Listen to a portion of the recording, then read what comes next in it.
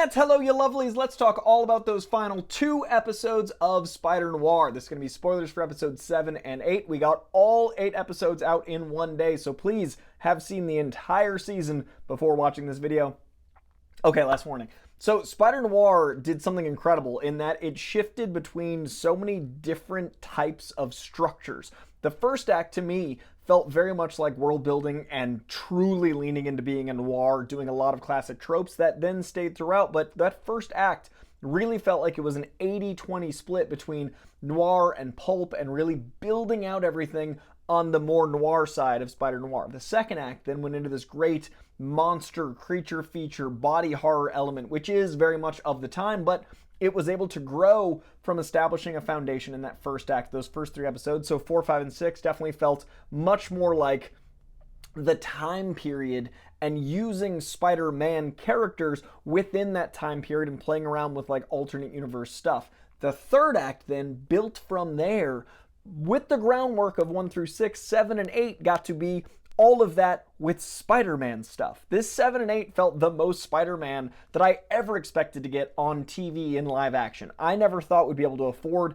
anything in live action to really look good, much less something that is based off a very deep-cut Spider-Man character, much less with NICOLAS Cage. Like, if you'd told me 20 years ago there'd be a Spider-Man show on a streaming network that starred a major movie star that loved comics, that was a spin-off of an animated series of films that was going to be more of its tone than about Spider-Man right up until the very end, I would not have believed you. But I'm so happy because it fully accomplishes what it is to be an Elseworld or an alternate dimension, an alternate universe. It fully accomplishes why the versatility of Spider-Man is so important, because it earned becoming a full-on Spider-Man show by the end. And it did it in a way that didn't feel tropey, except the tropes it wanted to play with. And it did it in a way that didn't feel like it undermined what it started as. The show feels authentic throughout, but it adds and adds and adds, so it only gets better every episode. I think each episode was better than the last, and it also had a solid finale. I think a lot of times with comic book stuff, especially in the MCU, the penultimate episode is the best episode, and the denouement and all of the wrap-up that then has to launch something else feels kind of lesser. The final episode doesn't always feel as good as the penultimate episode. Here, I think each episode got better. But let's talk about each of the individual episodes now that we've talked about the season as a whole, which I think was very strong. Episode 7 came back with a blast.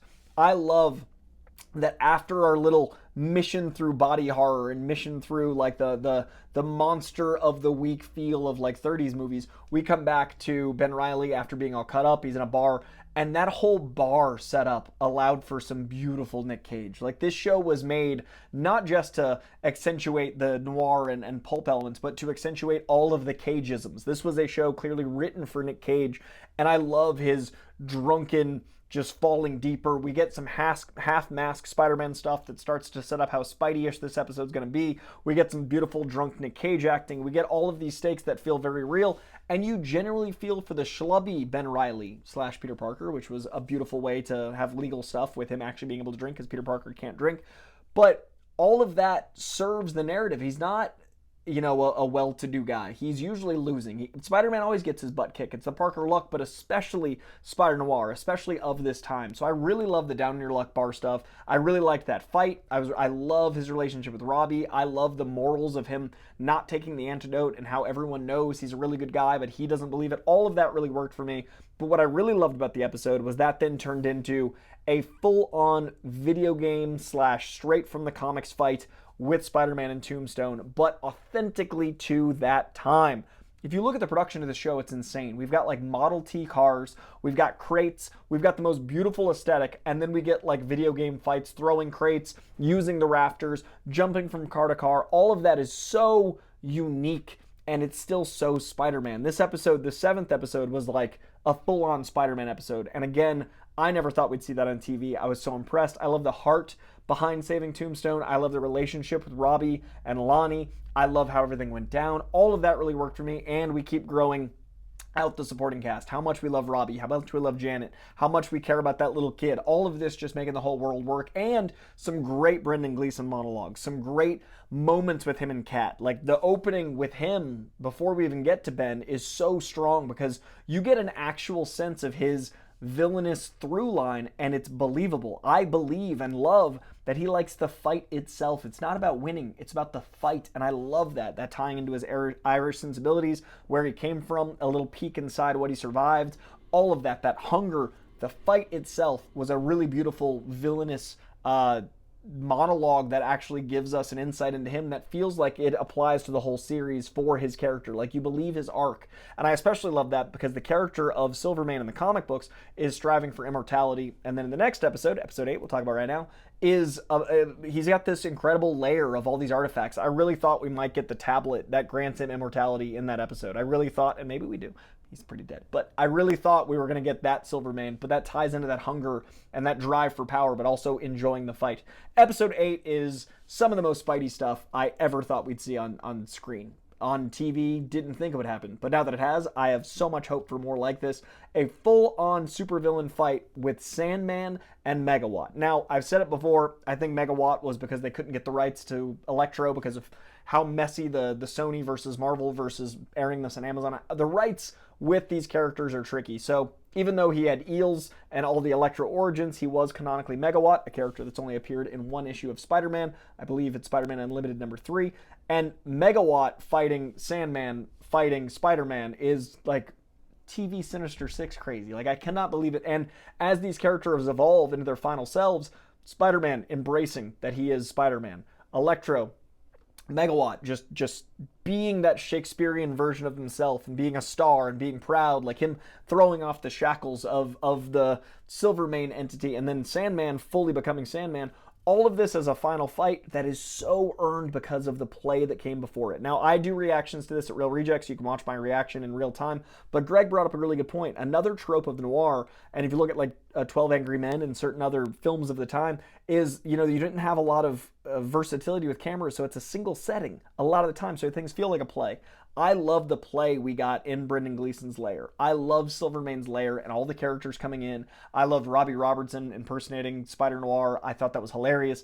I love the actual stakes of Cat Hardy. I genuinely felt the tension of like what's going to happen to Cat Hardy, him not being able to do webbing, which, if I was writing it, I like organic webbing, but I do think the monstrousness of organic webbing suits not web shooters. I'm a web shooter guy. I will do web shooters 9 out of 10 times. Here, I did like the organic webbing. You could have gone both ways. You could have left his web shooters in the suit, and then the suit could have gotten the shoot. Anyway, organic webbing really worked here because it had the thing I like about web shooters, which is running out. But it also adds a monstrousness, which ties into the timing and the other villains and using the monster trope. So I do think organic webbing and the grossness of it really suits here, but I love him running out, and I love that it's tied to, that Lonnie Lincoln fight, but that stake escalation and just through dialogue, worrying about Cat Hardy, worrying about all of those, supervillain moments, the reveal of her as the Rat, which we've known, but obviously Silvermane didn't. Silvermane being arrogant and realizing, for a moment he's fallible. All of that leading to this beautiful, another trope of mirrors and the psychology breaking. Like, usually when you see a mirror break or glass break, it's the schisms of psychology. But that was one of the most beautiful ones I've seen. I watched this in black and white, and seeing those shots with the makeup and him on the other side and that dialogue back and forth. She might have had too many bullets in that gun, but I forgive it because it was beautiful. All of that absolutely stunning, which then led into that big throwdown fight, which, we got a Spider-Man mask rip. We got the use of a train. We got so many Spider-Man classics. We got crashing 2 Model Ts into Sandman, him forming again. All of those classic Spider-Man imagery, but unique to noir, reinventing classic tropes of both noir and Spider-Man. That is the beauty of this show, what it can accomplish by doing those things at once. Very impressed, very happy that Amazon threw a lot of money at this. So happy that Lord and Miller are getting to do things after the Spider-Verse that uses these characters and experiment with something as specific as noir. Very happy we've got Spider-Man on TV. That feels so special and different, but it doesn't look cheap. Just so impressed top to bottom. The web slinging looked good. The fighting looked good. It felt like Spider-Man. I really enjoyed it. These last 2 episodes were my 2 favorite episodes. I get how people that watched it for the noir element might like the first 3 the most. People that liked it for the monster element might like the second act the most. As a Spider-Man diehard, I was so happy to see these last 2 episodes be a Spidey show with layers of other things in it. So impressed top to bottom. What did you guys think? I would love to know in the comments below. Did you enjoy NICOLAS CAGE as Ben Reilly as Spider-Noir? Did you enjoy Megawatt and Sandman and all of these villains, especially to me, Tombstone? I love that he's getting so much time in the sun. Your friendly neighborhood Spider-Man, this brand new day. All of that Makes me very happy. Would love to know your thoughts down below. Who do you want to see adapted next? Do you want to see a Spider-Gwen show? Do you want to see Daniel Kaluuya's Spider-Punk on TV? What do you want to see next? Because hopefully we get more if this one does well. So let me know in the comments, and if you're not already subscribed, I cover movies, TV, and lots of comics on this page. So if you like any of that pop culture jazz, hit that subscription bell and like this video while you're pressing buttons. I appreciate y'all. I'll see you very soon. We got so much this summer. So much to come. I appreciate you. Thanks. Bye.